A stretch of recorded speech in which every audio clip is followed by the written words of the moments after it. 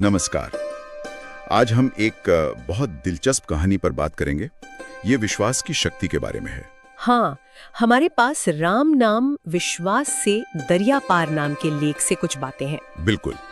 ये कहानी है एक गरीब भोली भाली बुढ़िया की और एक आप कह सकते हैं विद्वान पंडित जी की। और कहानी का जो केंद्र है वो है राम नाम पर अटूट एकदम सरल भरोसा। तो आज की चर्चा का मकसद यही समझना है कि कैसे ये सच्चा भोला सा विश्वास कभी कभी बड़े बड़े ज्ञान पर भी भारी पड़ जाता है। देखते हैं ये कैसे होता है। तो कहानी यूं है कि एक गांव में राम कथा हो रही थी और वहीं एक गरीब बुढ़िया रहती थी। उसके पास, जैसा कहानी में बताया गया है, राम नाम के सिवा कुछ खास था नहीं, पर उसे कथा सुनने की बड़ी इच्छा थी। लेकिन एक मुश्किल थी। कथा सुनने जाने के लिए बीच में एक नदी पड़ती थी और उसे पार करने के लिए नाव का किराया देना पड़ता था, जो उसके पास था नहीं। हाँ, तो पहले दिन तो उसने जैसे तैसे शायद कुछ उधार वगैरह लेके वो पहुंच गई कथा में। वहां पंडित जी थे, काफी ज्ञानी। उन्होंने कथा में एक बात कही। क्या कहा उन्होंने? उन्होंने कहा कि भाई, राम नाम में इतनी शक्ति है कि बड़े से बड़ा दरिया भी पार हो जाता है। अच्छा। और ये बात उस बुढ़िया के मन में बैठ गई, बिल्कुल सीधी तरह से, बिना किसी सवाल के। मतलब उसने अक्षरशः ले लिया इस बात को, कोई लाग लपेट नहीं, कोई शंका नहीं। हाँ, और यही से कहानी एक अनोखा मोड़ लेती है। बिल्कुल। अगले दिन वो फिर चली कथा सुनने। नदी किनारे पहुंची तो देखा कि ना नाव है ना मल्लाह। अरे, पता चला कि मल्लाह तो कहीं मेले वेले में गया है, अगले दिन लौटेगा। अब वो क्या करे? मुश्किल स्थिति थी, लेकिन उसके दिमाग में तो पंडित जी की बात थी। उसे वो बात याद आई, राम नाम से दरिया पार हो जाता है। उसने शायद सोचा भी नहीं कि इसका कोई और मतलब हो सकता है। बिल्कुल नहीं। उसने तो बस आंखें बंद की, राम राम जपना शुरू किया और नदी में पैर रख दिया। ये देखिए विश्वास का स्तर, मतलब तर्क, बुद्धि, डर सबसे परे। और हुआ क्या? कहानी कहती है कि पानी जैसे उसके पैरों के नीचे सिमट गया या शायद रास्ता दे गया।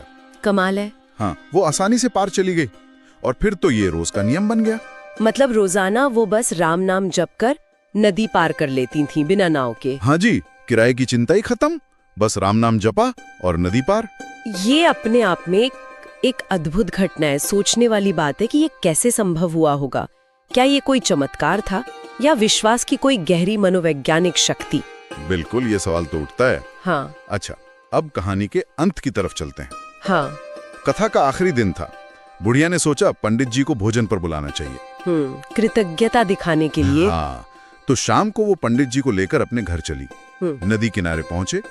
पंडित जी ने पूछा, अरे माता, नाव कहाँ है? नाव वाले को बुलाओ। अब बुढ़िया का जवाब सुनने लायक था। उसने बड़े भोलेपन से कहा, बाबा, नाव की क्या जरूरत, आप भी आंखें बंद कीजिए, राम राम बोलिए और चलिए मेरे साथ। पंडित जी तो चौंक गए होंगे। बिल्कुल। वो बोले, अरे क्या कह रही हो, मैं तो डूब जाऊंगा। यहीं पर वो फर्क साफ दिखता है ना, ज्ञान होना और उसे जीना। पंडित जी ज्ञान दे रहे थे और बुढ़िया उसे जी रही थी। उसने कहा, बाबा, ये तो आप ही ने सिखाया था। सही बात है। और ये कहकर वो तो राम राम जपते हुए पानी पर चलती हुई पार चली गई। सब देखते रह गए। अब पंडित जी के सामने परीक्षा थी, उनके अपने कहे हुए शब्दों की, उनके ज्ञान की। उन्होंने भी हिम्मत की, सोचा चलो कोशिश करते हैं। राम राम बोला, आंखें बंद की, लेकिन पैर रखते ही डूबने लगे। गड़गड़ाहट। लोगों ने बड़ी मुश्किल से उन्हें बाहर खींचा। ओ, तो उन्हें समझ आ गया होगा तब। हाँ, तब उनकी आंखें खुली। उन्होंने हाथ जोड़कर बुढ़िया से कहा, माता, असली विश्वास तो तुझ में है। मैं तो बस पोथी पढ़ता रहा, शब्द बोलता रहा। मेरा ज्ञान तो बस बातों का था, तेरा भरोसा सच्चा था। मैं कहता रहा और तू जीती रही। और बुढ़िया ने भी क्या खूब जवाब दिया। हाँ, उसने कहा, बाबा, भगवान न तेरे तिलक टीके में है, न मेरे इन फटे कपड़ों में। वाह, वो तो बस सच्चे भरोसे में रहते हैं। कितनी गहरी बात। बाहरी चिन्हों या आडंबरों से परे अंदर का जो सच्चा अटूट विश्वास है वही मायने रखता है। हाँ, कहते हैं पंडित जी ने उसी दिन प्रण ले लिया कि अब कथा कहेंगे नहीं बल्कि उसे जिएंगे। तो इस कहानी का सार, मतलब जो निचोड़ है, वो एकदम साफ है। सच्ची श्रद्धा, अटूट विश्वास और एक सरल मन की ताकत। बिल्कुल, जैसा कि श्रोत में भी कहा गया है, श्रद्धा, विश्वास और सरल मन से ही भगवान मिलते हैं। सही। और मुझे लगता है ये बात सिर्फ धार्मिक आस्था तक ही सीमित नहीं है।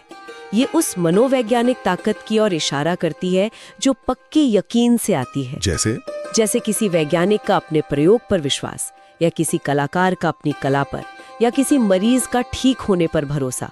कभी कभी सिर्फ तर्क या ज्ञान काफी नहीं होता, वो जो अंदर की एक लगन होती है, एक विश्वास। हाँ, वो शायद असंभव को भी संभव बना देता है। बिल्कुल।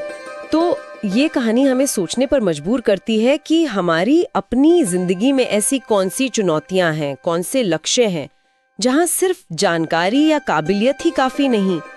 कहां पर वो अटूट निष्ठा, वो अपने आप पर या किसी चीज पर पूरा भरोसा, शायद वो ही हमें पार लगा सकता है। ये एक बहुत अच्छा सवाल है सोचने के लिए। क्या कभी कभी बिना शक के किसी चीज को मान लेना ही उसे सच बनाने का पहला कदम होता है? हाँ, शायद इस पर सोचना चाहिए।